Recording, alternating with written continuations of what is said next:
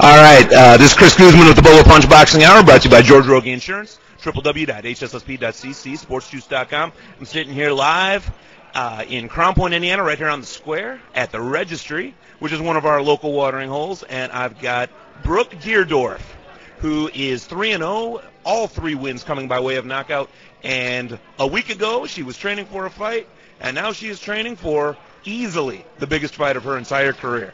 On, 5 days' notice, Brooke? Yeah, approximately 5 days ago. 5 days? I just found out it was finalized on Monday. Oh, okay. Well, we're going to build to that moment, actually. Let's talk about where you're from and how in the world did a girl pick up boxing gloves?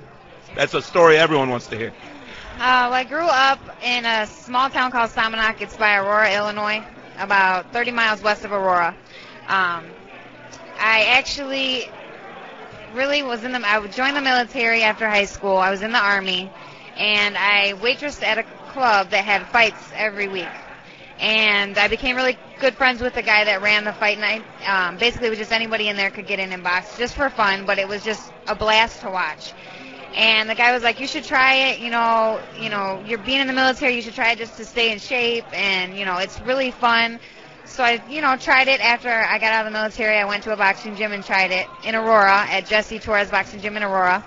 And I loved it. I mean, once I did it, I just became hooked on it, and I really just started just doing it just to stay fit.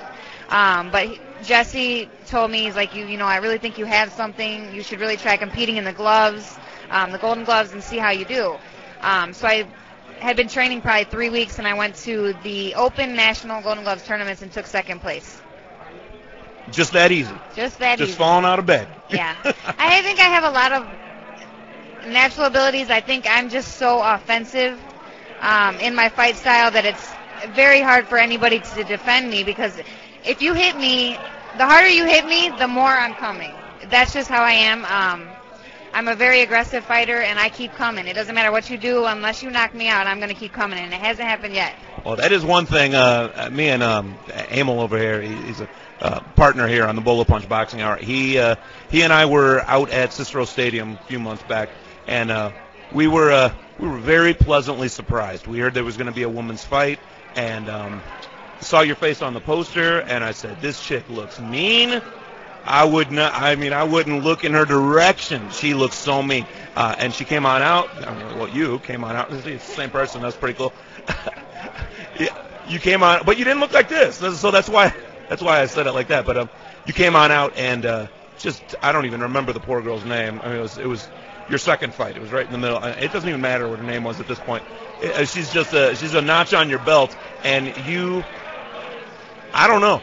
I mean, there were people there that came to see a great woman's fight, and yes, it was a great woman's fight, but if you blinked, I mean, the damn thing was done. I mean, you demolished that poor girl. You couldn't give her a round or two? Get her esteem up a little bit at least? I mean, that went 4 rounds. She's got family, too. It went 4 rounds. He should have stopped it in the first round, if you ask me. The girl could take a punch. I'll give her that. I hit her so many times I hurt my hand. Really? Okay. Yes. So I don't know how the girl took so many punches, but like I said, I don't stop until he pulls me off.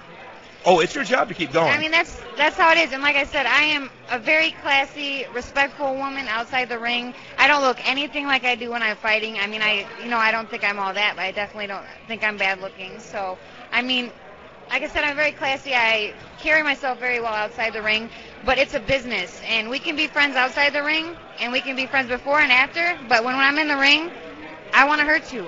Yeah. And that's until the ref stops it or the bell rings, then I can be a happy-go-lucky. We can hug, say, great job, hey, girl, hope I see you again. But when you're in the ring, we're not friends.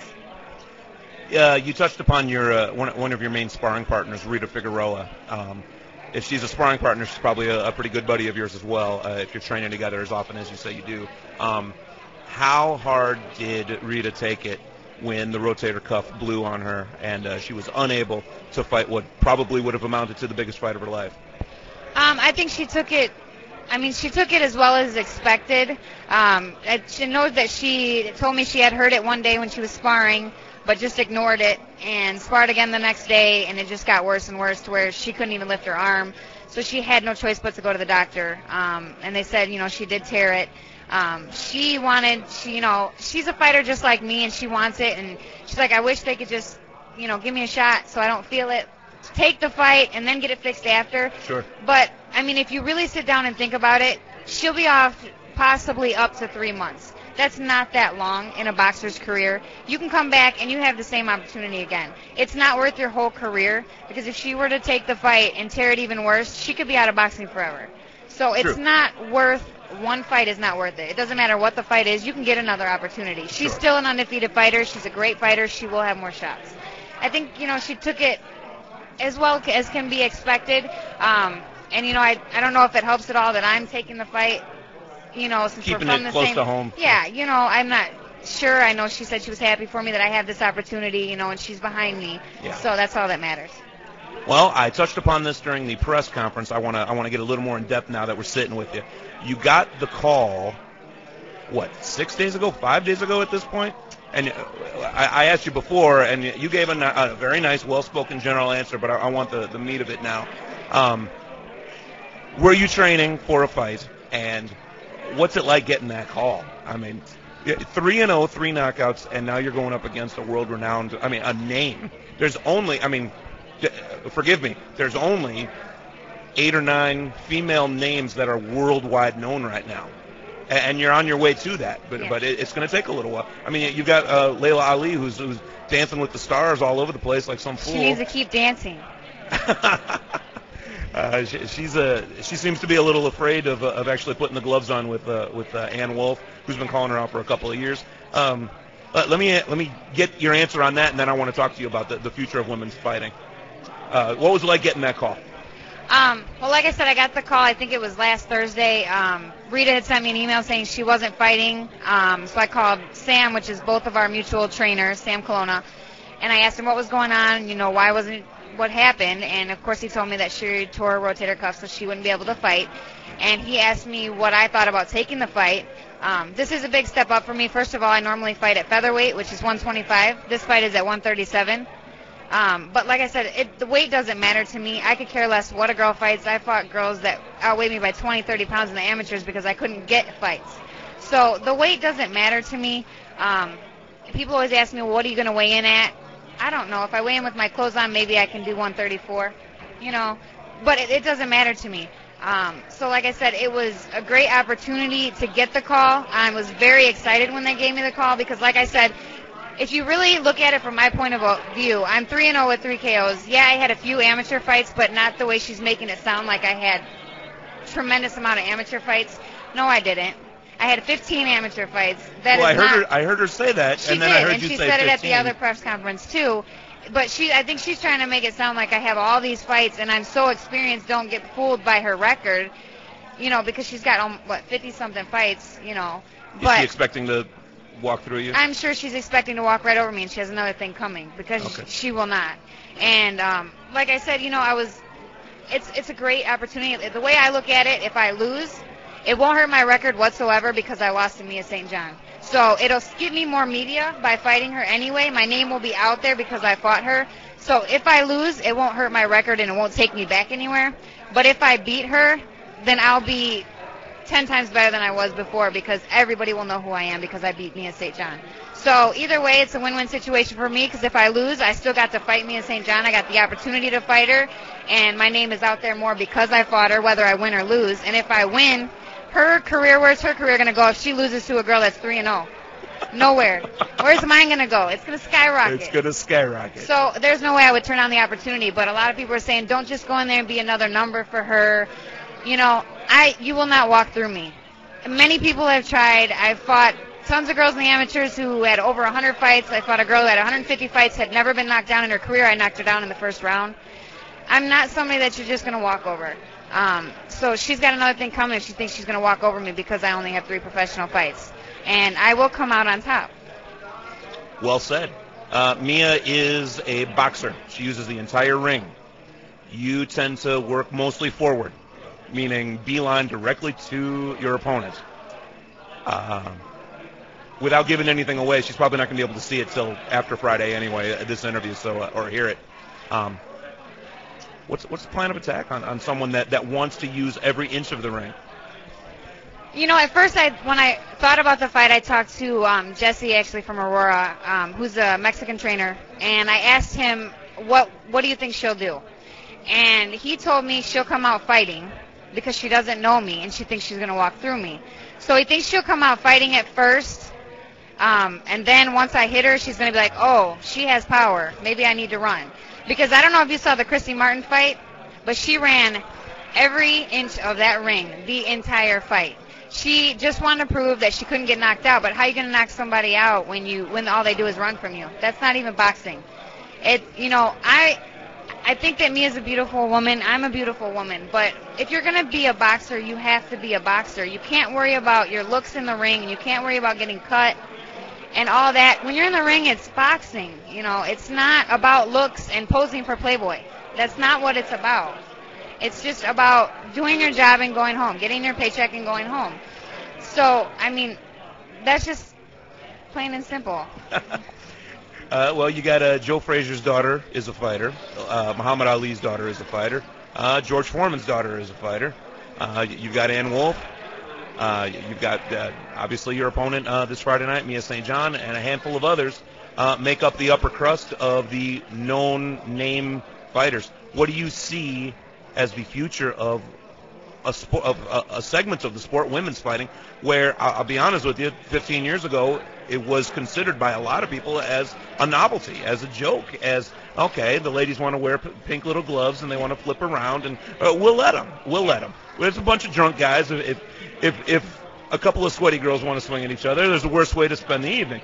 Right. What are your thoughts on the future of women's fighting?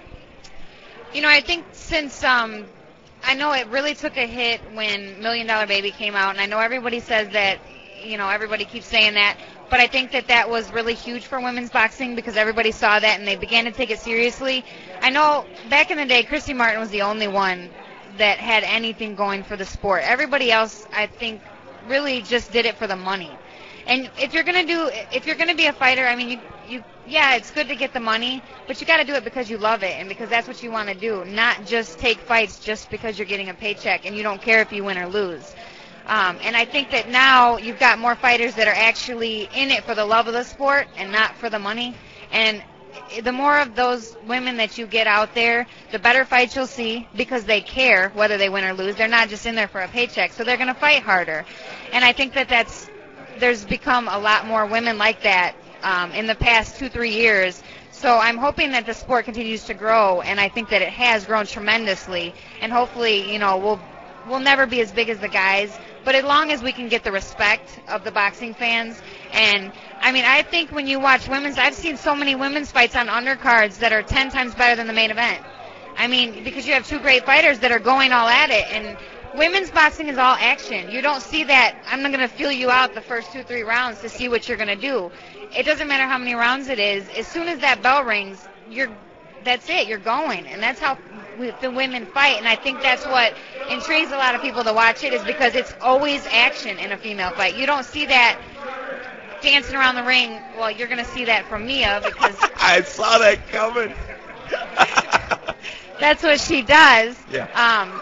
But that's just her style of fighting. She is a technical fighter, and yes, I think that she will run from me, and it may be hard for me to catch her because I don't have the experience she has.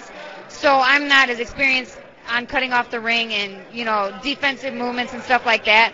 But I'll go in, I'll take 3-4 shots to get one good one. So, that's just how I am. From someone who's not known for knocking people out. Right. She's got 18 KOs, but I think all of them were in the beginning of her career, and they were all TKOs. None of them were KOs. Why do women fights only last 2-minute rounds? Let me just throw that out there. I'm going to pretend that you know the answer to that. Open up the magic fortune cookie and tell me why. I wish I did know the answer to that. Because I train 3-minute rounds. I train 3-minute rounds with 30-second breaks. So. Oh, that's crazy. That's crazy. So I don't know why. I guess they think that they don't want to see the women get hurt or whatever. But I know there has been. I've actually read on the women's boxing website that there has been 1 or 2 fights that were 3-minute rounds. It was championship fights. And did they burst into flames? No, did they blow up or anything? It was great. And so I think we're on our way to going 3 minutes. Okay. Because I know they've had at least 3 or 4 championship fights that were 10 rounds, 3 minutes. I've read it on the women's boxing site. So I think we're on our way there. I don't know why they did that. I mean, I'm not going to say it's not kind of nice, because sometimes it's nice to have that extra minute off. But, I mean, you get less action and, Sure. a shorter fight. So, but I think we're on our way to the 3 minutes. Beautiful. Brooke Dierdorff, thank you for taking the time. You didn't have to let us bug you like this, but I appreciate you taking the time and talking to us here on Bullet Punch. We will see you Friday. Best of luck to you. Thank you very much. Beautiful.